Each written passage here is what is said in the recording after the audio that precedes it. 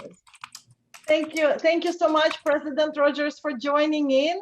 I guess we're going to start now. And hello, everyone. My name is Elena Nicholson. I'm Director of Development here at Fielding. And development means not human development, but more like fundraising development. Dr. Stevens Long generously agreed to organize one of the workshops. It's also our way to give back to the Fielding community, to engage around the cutting edge research, and to also give our love to you, because this year has been really hard on everyone. So we appreciate you being here. We hope you're enjoying it. And for those who are not with us on this call, we will be recording it.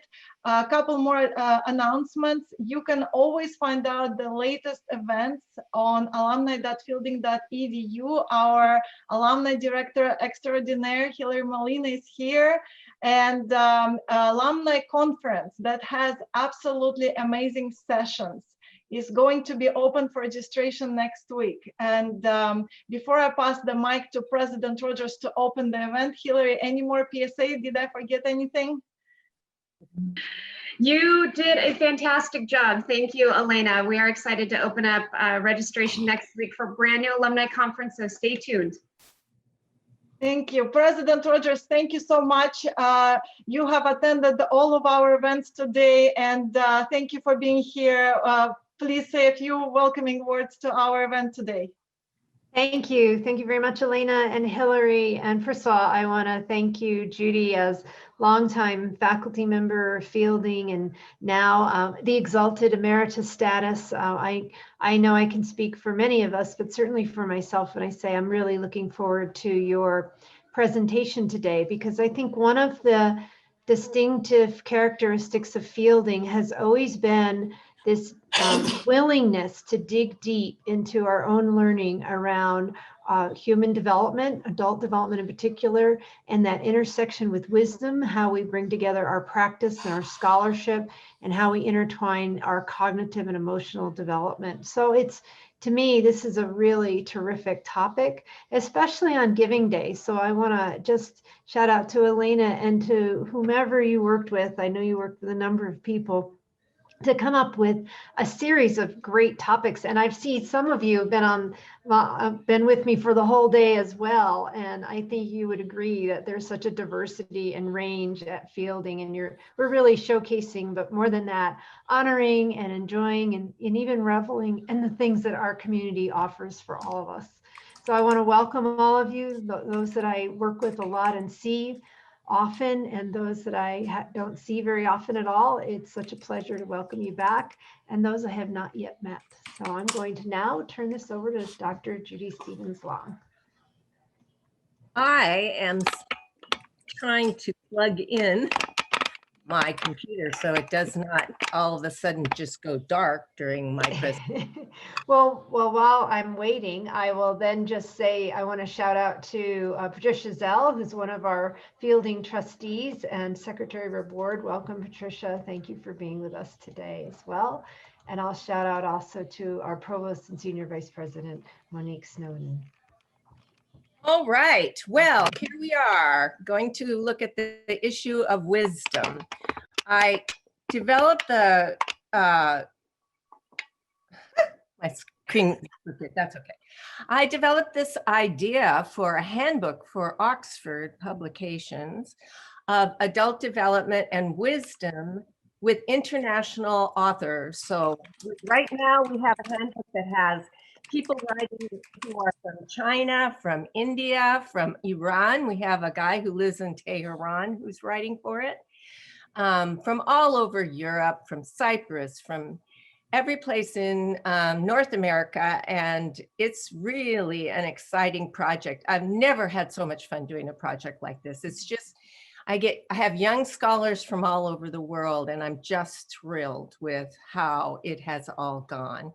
And the chapter that I have written for it, along with Abigail Lynham, who many of you know, is called Adult Development and Wisdom. It's the first chapter, the intersection of cognitive and emotional development with temperament. I was really, want to change slides, Hilary? I was really affected by this stuff that I read in wisdom over the years, which seemed to me to really emphasize the role of emotion in the development, emotional maturity in the development of wisdom. So many of the authors in adult development who write about stage theory have written that emotional development follows from cognitive development. So if you just move through the stages of cognitive development, which many of you are familiar with, you would end up being emotionally developed as well, emotionally mature as well. Anybody who's worked at a university knows that that's not true. And so I went back to the very beginning to look at what wisdom is, what emotional maturity is, what adult development cognitively is, and how they all related. As I was preparing for this presentation, I went back to some of my first writing about this subject, which was all the way back in 1979 in the first edition of Adult Life, when I was so taken by Klaus Riegel.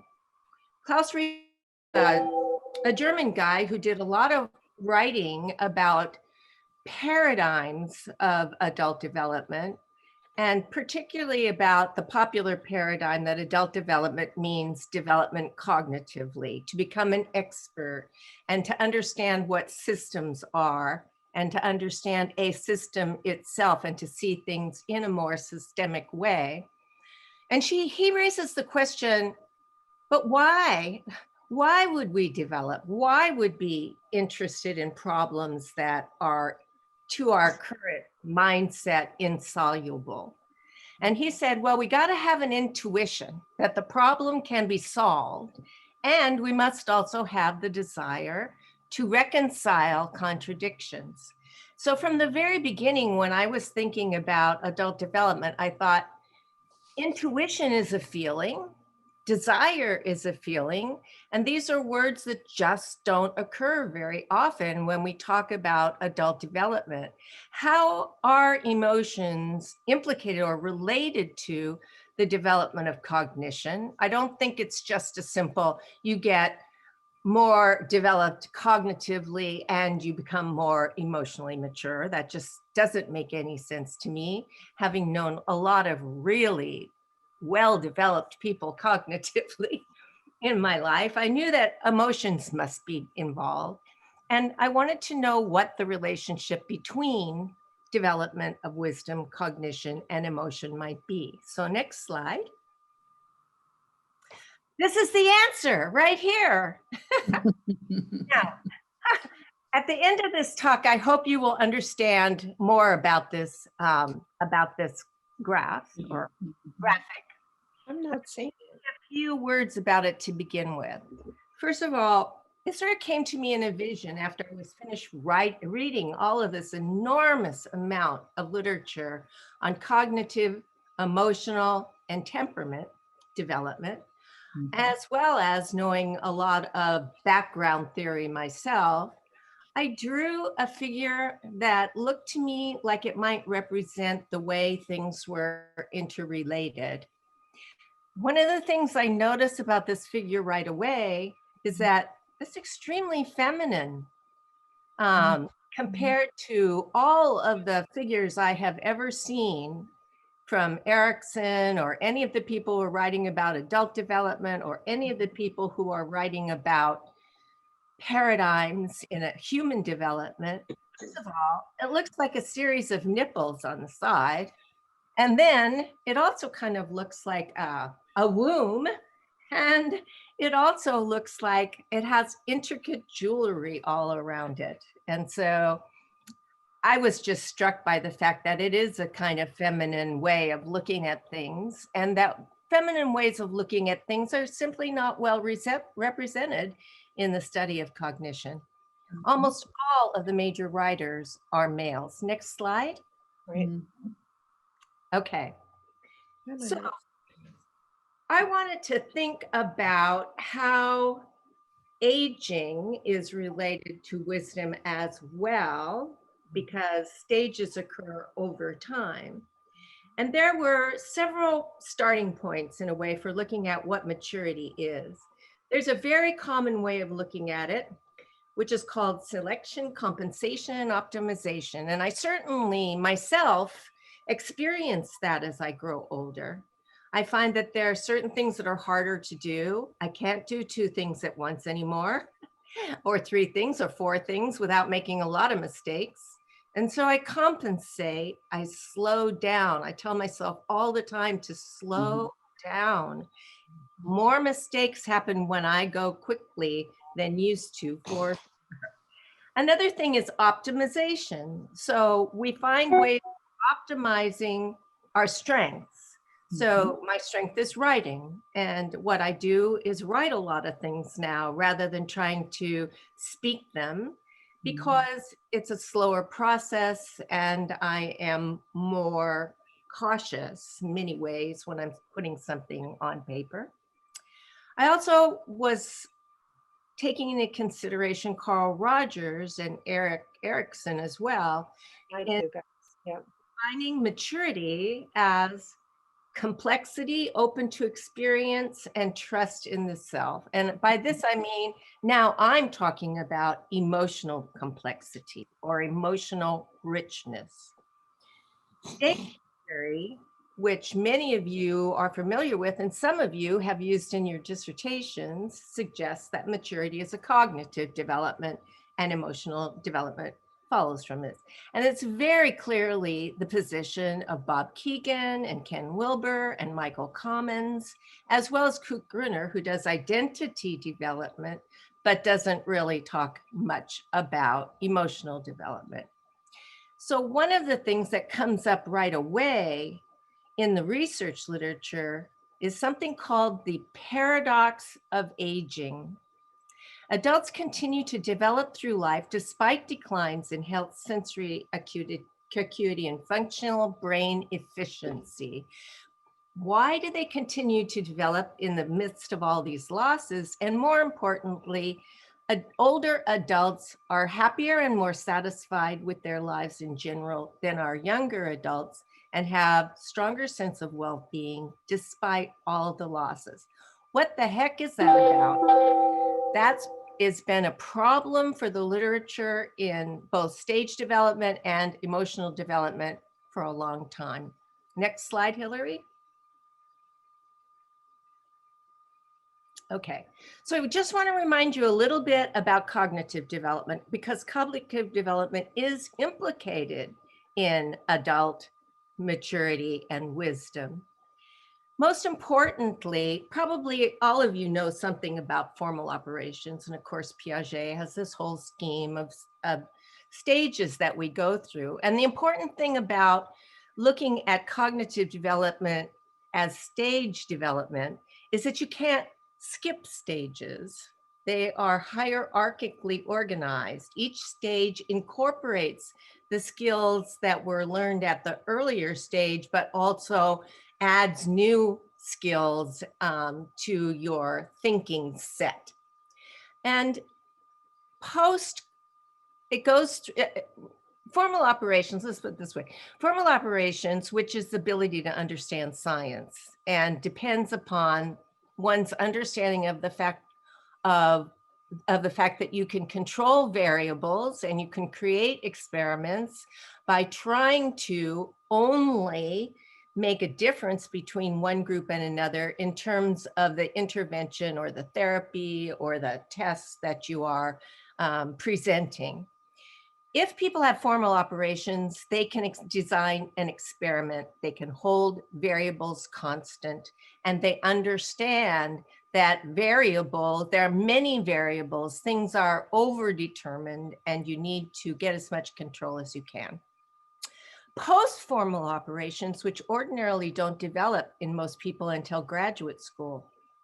In fact, we work on this at Fielding. The ability to reflect on one's own cognition, to hear, seek, and integrate multiple points of view. Those are the 2 main factors I think are involved in wisdom.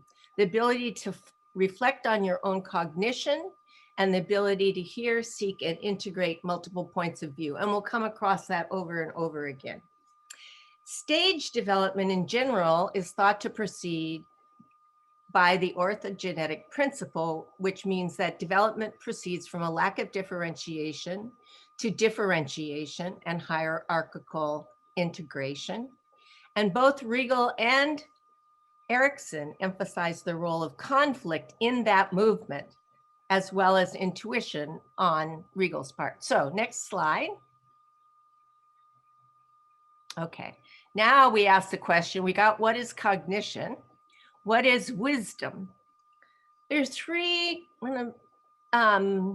primary approaches to wisdom. The first is an old one, 2003, Deirdre Kramer in the first handbook of adult development suggested that wisdom is the ability to reflect, which requires formal operations at a minimum. So we know formal operations are required for wisdom for sure, and most authors believe that post-formal operations are required.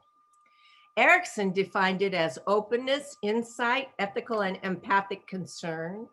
And what I like about Erikson's definition is he actually mentions feelings, empathic and concern, ethical and empathic concern are feelings. And finally, Staudinger and Gluck, who we will hear more of very often in our study of wisdom, say that insight, emotional regulation, the tolerance of ambiguity, which I think might be emotion like patience or emotional control, empathy, and concern for the greater good. Okay, next slide. Over the years, people have come to see that we're really talking about two different things when we're talking about wisdom. We're talking first about practical wisdom, which is based on expert knowledge and how to solve social emotional problems, and is very influenced by social context. So wisdom is defined differently in different cultures. They developed a model called the Moore model, which says that wisdom depends on mastery, openness, reflection, and emotional regulation. So we're getting to the emotional regulation bit, but that's pretty abstract. What does emotional regulation really mean on a day-to-day basis? And how does that differ from the kind of transcendent or personal wisdom that we especially admire? Transcendent or personal wisdom is often illustrated by examples like Eleanor Roosevelt or Mandela, that they were able to, that they really wanted to know the truth of the human condition, that they were full of sympathetic and compassionate love, that they were able to reflect, to take the perspectives of others, which in turn leads to more emotional regulation. If you understand the perspective of other people, you are more likely to accept and to desire to understand rather than to argue or combat a particular point of view. And it also included a sense of well-being or serenity, which I think is pretty important in light of what we talked about earlier, the paradox of aging. Next slide. Okay, so in 2020, the brand newest, biggest thing that's happened in wisdom is the development of a common wisdom model. Grossman and Westrate, Ardell and Ferrari got a whole bunch of people together. I think there are like 9 authors on this article. And they argued about what wisdom was. And they were able to come to a conclusion that there are 3 dimensions to wisdom: the post-formal operations, reflection, the inclusion of variables, understanding the limits of knowledge. Understanding the limits of knowledge is really important. Understanding that you don't know everything and you can't know everything and nobody can know everything. Once we understand that, we experience epistemic humility. That is to understand that your point of view is only one of many points of view and may have both pros and cons. So when we, at Fielding, we ask you to talk about the strengths and weaknesses of your proposal or your dissertation, the limitations of your work, we're kind of pulling for epistemic humility here. And experiential and emotional richness are really important aspects of what these people pulled together. But nobody knows anything about experiential and emotional richness. So that's where I come to this problem. Next slide. First question is, how do cognition and emotion interact or interplay? What I've come to the conclusion that emotional regulation and richness allow emotional life to become more complex. And in turn, when your emotional life is more complex, you're more likely to explore the environment. Children, for example, learn at an early age to hold two emotions in mind at the same time. For example, they might say, I really like so-and-so when she is calm, but when she is upset, I really don't like the way she expresses that. So they both like and don't like somebody at the same time. That's a pretty complicated thing to learn in life. They also learn to suppress anger and fear by redirecting their thinking and attention, by pre-planning our responses and selecting our environment. So as we grow older, often we realize we're not getting along very well with somebody we know. They disagree with us about everything. It's emotionally trying to be in a conversation with that person. And so we decide to stay out of relationship with that person or away from environments in which that person will be activated. So we pre-plan our responses. What am I going to say to so-and-so when they bring up politics? I'm going to say, I'd really rather not discuss politics at the table because I get really involved and I can't eat. So we pre-plan our responses and we also redirect our attention. So when you get in a conversation with somebody that's very difficult, you don't see any way out of it, you can redirect your attention. Oh my God, what a wonderful meal we're having at Thanksgiving. Thanks so much to all the people who prepared this fabulous meal, hoping that you will get out of that particular tangle. We also learn that cognition does not allow us to control our emotions, especially negative emotions, completely. So you have to find ways to hold that emotion without expressing it. It reminds me of something my 9-year-old granddaughter just learned. Of course, she pinched one of the other kids, one of the other grandchildren. And my oldest granddaughter said to her, "Why did you do that?" And she said, "Because I was mad." And my older granddaughter said, "Well, just because you're mad doesn't mean you have to do anything about it." And I think that's a really important learning in life, that you can feel a certain way and not act on it, not even express it if you don't want to, that you have that kind of control over your emotional life is a really important part of emotional maturity. Next slide. Okay, so one person who's studied emotional regulation pretty well is a woman named Gisela Labouve-Vif. She is my favorite, and a lot of my work really comes from her positions about emotional complexity and wisdom. So here's her conclusion based on several studies and a lot of participants.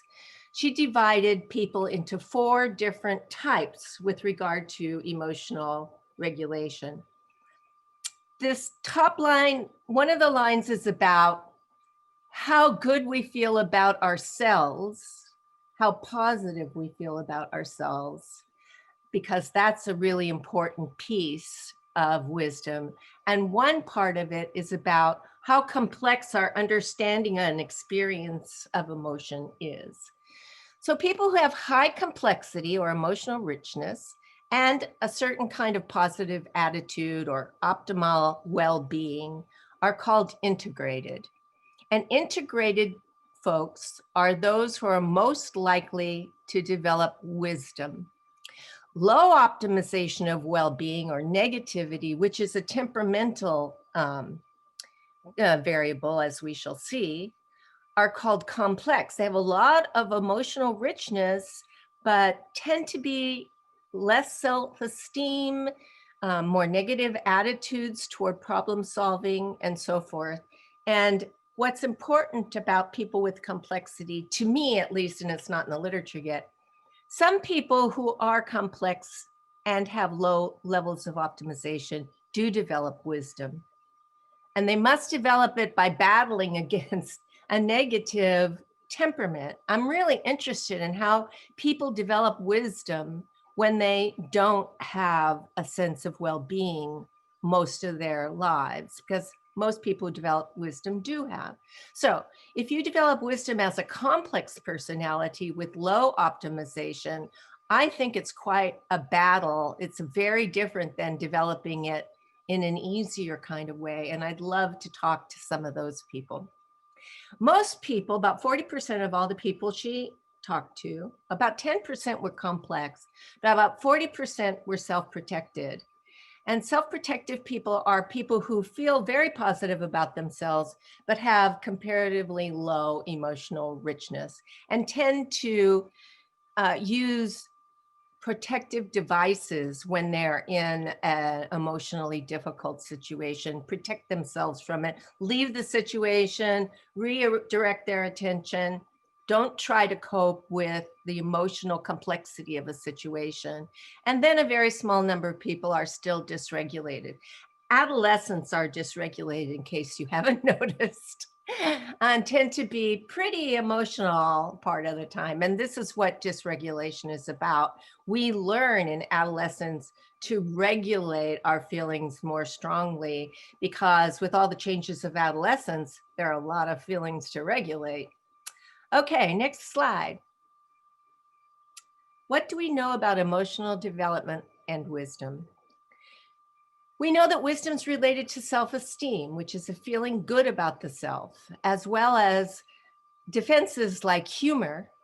It's related to emotional regulation, to non-defensiveness in the same way that we think of denial or projection as defensive. Wise people don't use as many primitive defenses. They tend to use humor, curiosity, humility, and playfulness in any situation where they're trying to understand what's going on and to provide direction or advice to people. Wisdom is also related to this positive attitude / temperament thing, which we'll talk about a little bit more in a moment. And temperament itself is also a strong predictor of emotional life. And so we have another really important and genetically determined variable that appears to be implicated. Okay, next slide. What is temperament and how does it affect these other three variables? Temperament is something that arises at birth. So if we go back, can you hit slide 3 for a second? The graphic. There we go. Okay, so I can, at least earlier I could, now it doesn't look like I can, pull this apart a little. But if you see at the bottom, there is a split right after birth, within the first few weeks after birth, into distress and pleasure. So distress and pleasure are the first emotions that we experience as babies. And what appears to be the case is many people are able to experience more positive emotions than other people, which is sort of surprising given how many negative emotions there are. Look at how these arise. I have put these lines at approximately the point in development where various emotions have been shown to arise. So after distress, you get anger, fear, sadness, guilt, and shame. The yellow doesn't show up very well. Over on the negative side here, on the positive side here, you get pride and empathy early on. Now this is pre-operational. So that is before 5 years of age. We have this whole repertoire of emotional things going on. And at each stage of cognitive development, what we get is differentiation. So we get more and more sophisticated emotions. You get envy, insecurity, confidence. I think maybe humility arises sometime in there right after insecurity in concrete operations. And this transition occurs between 5 and 7 generally. So you get these kinds of things in pre-operational children. In adolescence, we get the development of philosophical brooding, which I love. And it's probably a mixture of insecurity and fear or anxiety. I could be wrong. They could be wrong. Anyone could be wrong. And when you first have those feelings about certain ideas being wrong or subject to scrutiny, you are a subject who experiences philosophical brooding. Romantic love also arises in adolescence. And then as we move into post-formal operations, these are just my guesses. My guess is you get something like serenity, compassion, agape, a very sort of ability to love everything and everyone, which is not true of many of us, as well as epistemological doubt. Epistemological doubt means that you actually doubt what reality is or how it can be explained. You doubt whether everybody sees the same thing or whether everything would work for the same people. Those kinds of very big philosophical doubts that have to do with paradigms. The mechanical paradigm, for example, is the one that I was trained in. It's very, very scientific approach.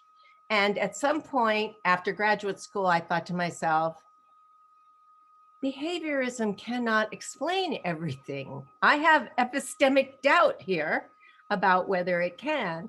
And in my first book, I sort of laid out how my epistemic doubt arose and decided that human development should be looked at as a system of systems with various lines of development that might follow different rules. So for example, I think psychodynamic theory, which includes Erikson, is a better way to understand human emotions than behaviorism or even organismic kinds of theories that posit stages, because there don't really seem to be stages in emotional development so much as there's continuing refinement, continuing integration, and continuing differentiation. I'm really interested in questions about emotion, like when do some of the emotions that would seem to depend upon a lot of experience in life, for example, melancholy or regret, where do those things arise? It seems to me that you would have to be at least an adult to have melancholy and regret, but I could be wrong. And it's a really interesting and unexplored question. There's so many emotional words. There are hundreds of words that we use to describe emotions, but we have no idea where they arise. All right, so if we can go back to where we were, Hillary. I'm asking her a lot right now.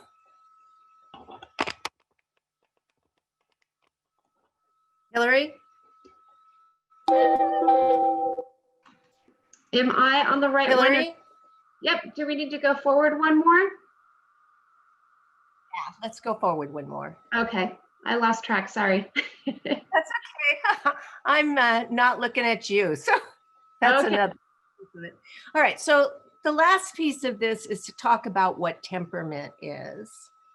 Temperament occurs when negative information interferes with problem solving and exploration. So we know that people who have relatively more negative temperaments tend to attack problems head on with a fair amount of irritation and anger, which sometimes will work if they're very, very smart, but often will wear out the motivation from anger and fear does not persist, whereas positive emotion tends to be associated with broad awareness, efficient decision-making, cognitive flexibility, and self-esteem.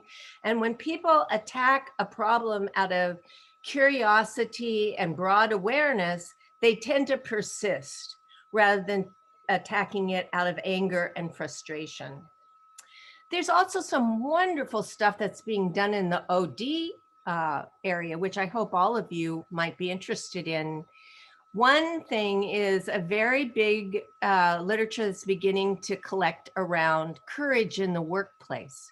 How do people learn to stand up when they think that something is wrong in the workplace? Courage is related to low arousal under stress, feelings of well-being, approach, and creativity. So again, we're getting back to that whole issue of positive temperament. Hope, which is another thing that helps people persist in a bad situation, is also associated with a more positive temperament, flexible strategies, life satisfaction, and well-being. So temperament affects a lot of our emotional and even cognitive development. Michael Cummins, for example, says that it's very difficult to progress into post-formal operations if you are extremely anxious, because the anxiety about thinking differently, only about maybe 20% of all people develop post-formal operations. And when you develop post-formal operations, you kind of pull away from the rest of the people that you are around. And that can be an anxiety-provoking situation because you think differently than other people do about problems. You think more systemically, you think more historically, you think more in terms of variables and environmental conditions and all the sociological concerns that we talk about, especially in problems like race or problems where huge social forces are at play, and it's not so much of an individual response, it's more of the time that we live in it. We can certainly see that all around us during COVID, that some people have a more difficult time understanding science and understanding systems. Next slide. And so their solutions, you know, like drinking Clorox, are not necessarily the most wise. Next slide. Okay, so we come to our resolution question. How does cognition, emotion, and temperament, how do they interact to produce wisdom? So my thought was, temperament sets a pattern of approach and exploration, positivity versus fear and anger. So it sets you on a path to be born with a positive temperament. There are 3 kinds of temperaments, by the way. You may have known this stuff from work on child development. There's so much to cover. In child development, they talk about 3 kinds of temperament: easy, slow to warm, and difficult. People who have difficult temperaments, who experience more anxiety and fear than most, have a more difficult time with a lot of aspects of development. For example, they may have more trouble passing from one stage of operations of concrete, formal, post-formal operations. They have trouble moving through those stages because anxiety and fear arises when they see a problem they don't understand. And let me give you an example of the real simple kinds of problems that we might face as children that are difficult to understand. For example, if you're 5 years old and I give you a nickel and a dime, and I ask you which one you would rather have. If you have concrete operations, you'll want the dime. But if you haven't developed them yet, you'll want the nickel. Because children between 3 and 5 make a lot of their decisions based on the salient features of an object, like size and color and shape, rather than on the abstract properties like value. Okay, as you move into concrete operations, you begin to understand value. You understand that size and shape and color does not drive a lot of what happens in the world. Abstract properties drive a lot of what happens in the world. Transcendent wisdom clearly requires emotional regulation and richness, self-awareness, empathy, concern, and trust. Post-formal operations allow one to connect reason with emotion and social reality to find adequate versus logical solutions. So a move from formal to post-formal operations, although many people who are formal operators have a great deal of practical wisdom, they may not experience transcendent wisdom because they don't understand messy problems and they find them emotionally difficult to deal with. And finally, I think Erikson's scheme offers a view of conflict, contradiction that produce emotional development and can be integrated with cognition and temperament. So next slide. Now we're back to a place where maybe we can really understand what's going on here. So you can see that this line that represents distress rises and falls across the lifespan. Distress tends to rise when we arrive at a transition. And the more positively that you look at the problem, the more likely you are to solve it and end up developing pride and empathy. You will eventually develop those things anyway if you have a more negative temperament, but it will take longer probably. And you can see as you approach each of these transitions, which are represented by the words pre-operational operations, concrete operations, formal operations, so forth, there's a rise in negative experience. People attack it, and if they have persistence and positive attitude as well, they continue to attack it until they get it. And that leads to a big increase in positive feelings and confidence and humility as well. So when you are on the positive side in terms of temperament, you have an easier go of making it all the way to positive formal operation, post-formal operations. Then if you look at the side, the Erikson stage, you'll see, and Erikson is the psychodynamic theory, that before all of this happened, before we had good research data on how emotions arise, I think that Erikson did a really good job of predicting what would arise. So he's got hope and trust in the first few months of life. And then he's got shame and doubt as the second one. And we see from the research data that guilt and shame arise at during that period of life. In the next period, he talks about, I have to read it, inferiority. And what's that one? I don't know them by heart. It's hard to read sideways. Anyway, his predictions on this side about love and care and wisdom and integrity and generativity seem to match what's going on in the cognitive and emotional side of development. And he talks about how conflict arises at each new stage. And we see the same thing in cognitive development with more negative emotions arising pre-solution and more positive emotions taking over post-solution. Final slide.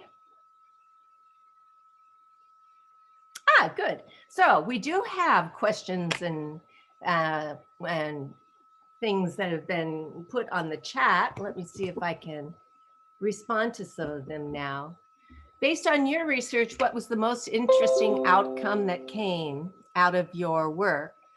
I think the most interesting outcome that came was the idea that emotional maturity can both lead and follow from cognitive development.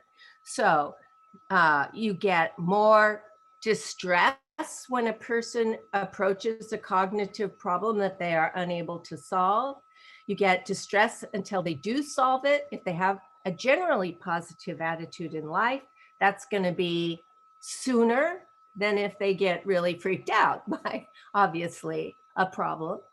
And that when that occurs, there's differentiation of new emotions in the next stage. So as we move through life, we actually develop emotional richness as we move through the cognitive stages. But it's not like cognition leads. It's like cognition and emotion are intertwined so deeply that it's very difficult to pull them apart. And in addition, you have this overriding genetic element of temperament that you have to consider. So you have a difficult child. One of the things that we know about temperament is it can be modulated by parenting. So when you have a difficult child and you're able to respond to their needs and you're able to reassure them and you're able to be with them in their difficulty, that's going to decrease the number of times that they experience anger and frustration and put them on a more positive footing in terms of how they approach problems. So there are many ways to scaffold emotional development and cognitive development. There are many things that parents can do. There are things that we can do. We know at Fielding that the kind of education we provide for people is likely to help them develop post-formal operations. They report that. When you ask people who have graduated from Fielding what some of their most important developments are that they attribute to the program, the main one they attribute is to reinforce and expand their ability to think systemically, to seek and hold and integrate many points of view, which is a really important thing to be able to do if you're going to make wise statements or recommendations to other people. And that they also are less defensive. And they know more clearly what the limits are of what they know. They know what they know, and they know what they don't know. And that is epistemic humility for you right there. So that's an answer to one of your questions. Can one only go on the positive or negative based on early temperament, or can one go across each side? Well, everybody goes across each side. It's a matter of the extent to which you tend to face a problem with a kind of anxiety versus you tend to face a problem with a lot of curiosity and persistence and kind of consternation. There's another emotional thing that arises. Consternation in the face of the problem, but an ability to tolerate that consternation, to tolerate ambiguity so that you can develop more fully in that stage. Any comment on Daniel Kahneman's work on System 1 and System 2 thinking and the development of wisdom? Nope, I don't really know Daniel Kahneman very clearly, Drew. But I would imagine that understanding a system and how a system works versus being able to look across systems and compare across systems and make a broader interpretation that includes more systems would be System 2. Am I close? Who was that? Drew, is he still around? Yeah, so in a nutshell, System 1 is our intuitive approach. We know what we know because we know it. We're pattern-seeking humans.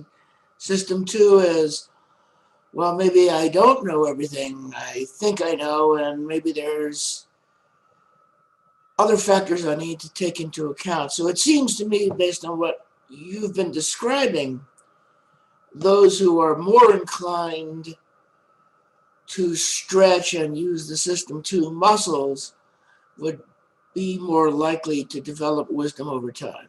Yeah, that's what I would say as well. I would agree with you there. Tracy says, you mentioned what might be expected from positive and negative temperaments as a person develops. What might be expected from a slow to warm temperament?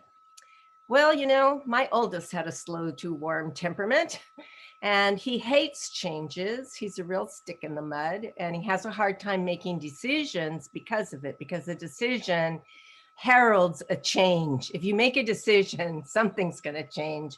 If you don't make a decision, you're going to stay in the same place. So we like to give him a lot of support around the fact that he's made good decisions in the past, that he has a deadline, and it's okay to meet the deadline. If you don't meet the deadline, there are going to be consequences. And so we're going to help you do that. I remember him calling me from college and saying that he hadn't decided on a major, but he was running at the point where he was losing credits. And he was trying to decide between psychology and economics, but he was also considering Japanese. And, you know, he couldn't speak a word of Japanese, and he has no facility for languages whatsoever. So I told him what he needed to do was flip a coin between psych and economics and decide how he felt when the coin came up, because he doesn't seem to have good access to emotional richness a lot of times because of that slow to warm business. He's overly controlled in a way. So he flipped a coin, it came up psychology, and he said, oh, I feel great about that. I'm like, okay, enroll. So there are lots of little tricks of the trade in coping with your own slow to warm child. But I think a lot of it has to do with respecting and endorsing and guiding the decision-making process so that they don't get overwhelmed or feel that it's undoable or that something horrible is going to happen if they are able to make that decision or make that decision. So I think it's an everyday fight with a child that is slow to warm or is slow to warm is easier than difficult. So maybe difficult. Difficult needs a lot of sort of authoritative parenting, guiding those early decisions and supporting self-esteem. Self-esteem is really important. Being able to understand that you can control what happens to you, or you have a certain amount of latitude in deciding what your future is going to look like. Based on your findings, do you have suggestions for best practices in teaching, educating, and being receptive to learning? You know, I have always been such a fan of collaborative learning. In all of my courses, people post their, and of course, this was when I developed the master's program, I developed a kind of andragogy, which included having everybody post their papers and read each other's papers and comment on each other's papers, and having the professor comment on everybody's paper in public. Now that's a little bit difficult to do and still be not upset someone, but I think we do a lot of stuff at Fielding around how to give feedback, and being able to give good constructive feedback is a way of teaching everybody at the same time. And so I think being in community with other people in teaching and educating, seeing other people fail and succeed and seeing why they fail and succeed and being receptive to getting feedback yourself. Those are really important aspects of teaching that Fielding has really done a lot about, and I don't think traditional education has done much about, because there's the understanding that everybody's grades or feedback or whatever should be private. And that probably works in undergraduate where you have so many people that you're dealing with, but in graduate school, you present your findings, your papers, your ideas all the time, and you get feedback from everybody. And in terms of being able to hold multiple points of view, which is part of what we're looking for, that's critical to see that other people see the same exact subject or answer the same exact question in different ways, leads you to an understanding that there are various ways to attack really messy, complex problems. And I think that's extremely important in getting to formal and post-formal operations. Formal operations usually leave people with the feeling that there's one best solution, one way that things ought to be done. And what you get to in post-formal operations, which is wiser in the long run, is the understanding there might be several perfectly adequate ways of approaching the same problem and getting to the same solution, or getting to a solution that is at least helpful in addressing the problem. Will I continue to research the temperament that parents might have, the impact that parents might have on temperament in adolescence, I think is what the person is asking. Thanks, Drew, for the suggestion. I will read that. I think temperament is deserving of a great deal more attention in adulthood. I think we think of temperament as something that happens to kids and they get over it. But it's not true. We carry our temperament with us. I've been lucky because I have a really positive attitude about things, about life. I'm an optimistic person, and I love problems. A lot of you are like that, or you wouldn't be in graduate school. And that's the whole thing, because we're kind of, you know, speaking to the choir around here when we talk about how to develop these kinds of things, because many of you are wise yourself and are asked by other people to give them advice and information and guide them. So I think that we need to do more research on temperament in adolescent and adulthood, and what are the factors that are able to shift people to a more positive understanding of what happens to them in life. People who are very positive tend to say things like, that was horrible, I had an awful time, I was miserable, but I really learned a lot. So being able to reframe your experience as a learning experience rather than some horrible thing you don't want to ever be involved in again is critical to understanding complicated problems. And that is partly a response to your own temperament. And I think we also need to teach children what they're feeling. They don't know what they're feeling. And if they can't talk about what they're feeling and they can't label it, they will not develop emotional richness. So I think telling children how we feel, that we are angry or we are mad or we can't take it anymore, or we love them to pieces, to the moon and back. Those are really important little things that parents do for both children and adolescents. My oldest granddaughter is now 13 and she is just a pain in the neck.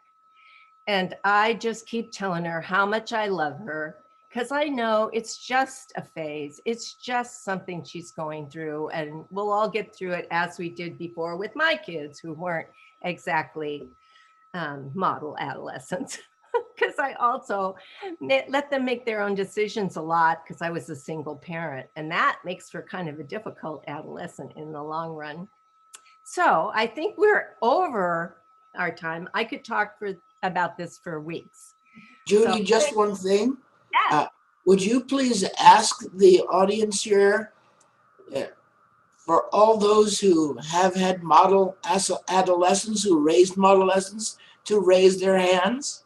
All right, Swarma and Kay. Yeah, mine weren't, but they're model adults, so you can get through it. Mine are 50 and 45 now, and they're fine. But it was tough all along the way. So They've gained wisdom.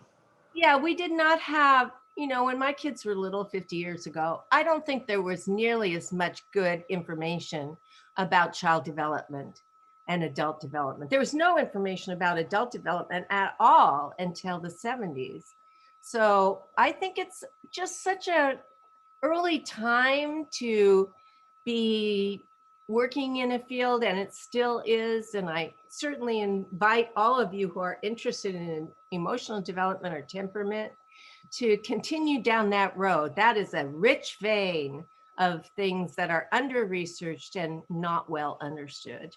So thank you all so much for coming.